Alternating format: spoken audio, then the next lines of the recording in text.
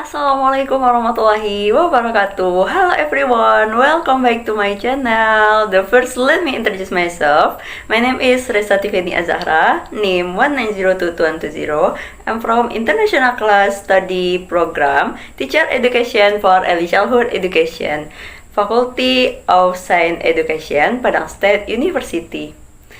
Okay, on this occasion, I will make a video to fulfill the final semester exam Early Childhood Assessment course with a supporting lecture, Dr. Neni Mahyudin, MPD.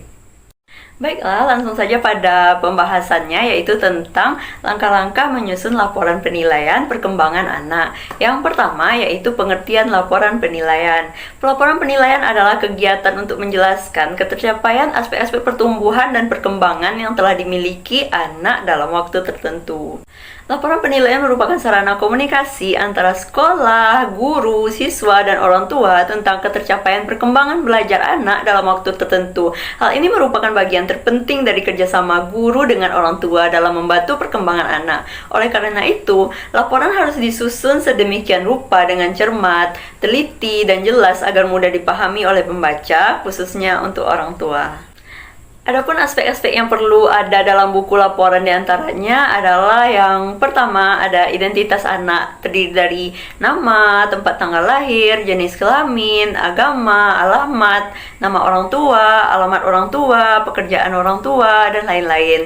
Yang kedua yaitu ada identitas lembaga penyelenggara kegiatan pembelajaran, misalnya nama kelompok bermain atau nama tekad, tempat penitipan anak, dan sebagainya. Yang ketiga, ada identitas tempat diselenggarakannya kegiatan pembelajaran seperti nama desa atau kelurahan, kecamatan, kabupaten atau kota. Dan yang keempat, yaitu ada uraian hasil penilaian perkembangan anak. Uraian dapat dilakukan dalam satu kolom bersama-sama tentang perkembangan fisik motorik, berpikir atau kognitif, bahasa, sosial, emosional, nilai agama dan moral, seni, ataupun masing-masing perkembangannya ada dalam kolom yang terpisah.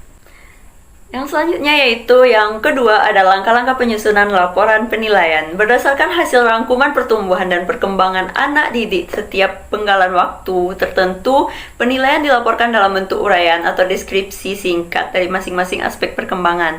Yaitu yang pertama ada perkembangan nilai agama dan moral, yang kedua ada perkembangan motorik, yang ketiga ada perkembangan kognitif, yang keempat ada perkembangan bahasa, yang kelima ada perkembangan sosial emosional, yang keenam ada perkembangan seni.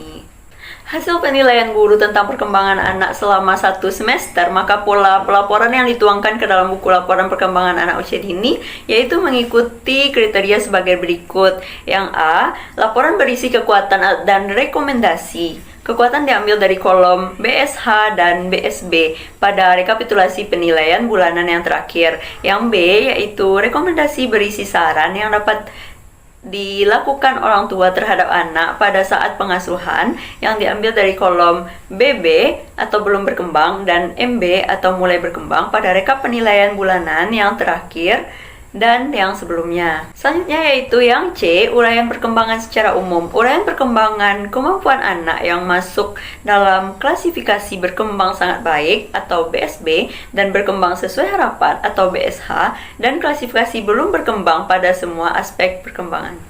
Oke, kita masuk ke yang ketiga yaitu ada teknik pelaporan. Laporan hasil penilaian perkembangan anak dapat dilakukan secara yang A, ada laporan lisan. Laporan lisan dapat dilakukan kapan saja sesuai dengan kebutuhan dan biasanya terkait dengan perkembangan penting yang mendesak, harus segera diketahui oleh orang tua, maka dapat dilaporkan secara lisan. Selanjutnya yaitu yang B, ada laporan tertulis. Laporan tertulis biasanya dilakukan sekali dalam semester dan dalam bentuk deskriptif atau naratif. Hal-hal ini dilaporkan terkait dengan capaian perkembangan setiap kompetensi dasar menurut program perkembangan nilai agama dan moral, fisik motorik anak, kognitifnya, bahasa, sosial emosional, seni, dan lain-lain. Perencanaan asesmen meliputi beberapa langkah berikut. Yang pertama ada menetapkan tujuan yang spesifik, bersifat rehabel dan valid. Yang kedua yaitu mempersiapkan berbagai sumber atau informasi yang beragam. Yang ketiga yaitu melibatkan keluarga dan mendapatkan informasi tentang anak. Yang keempat ada FIRE dan sesuai dengan kebutuhan anak. Terus selanjutnya yang terakhir yang kelima yaitu merencanakan asesmen yang otentik.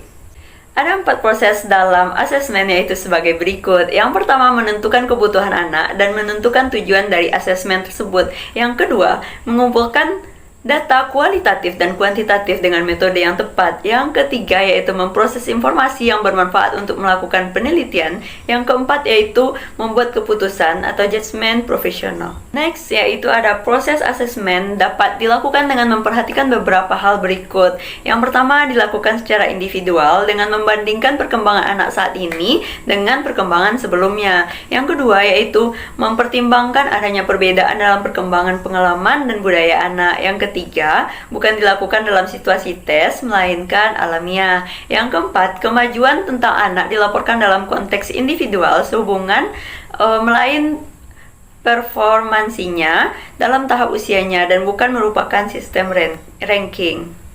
Selanjutnya yaitu tentang pengumpulan data dalam asesmen dilakukan dengan cara sebagai berikut. Yang pertama melalui proses observasi, yang kedua melalui konferensi dengan para guru, yang ketiga melalui survei, yang keempat melalui interview dengan orang tua, yang kelima melalui hasil karya anak, yang keenam melalui portofolio, yang ketujuh melalui catatan anekdot.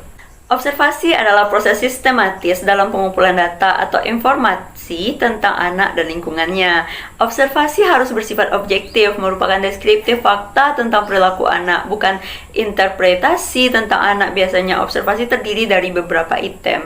Ya, itu yang pertama, mengamati dan mendengarkan anak, kemudian dicatat, dan yang kedua, mengukur aspek perilaku maupun program tertentu.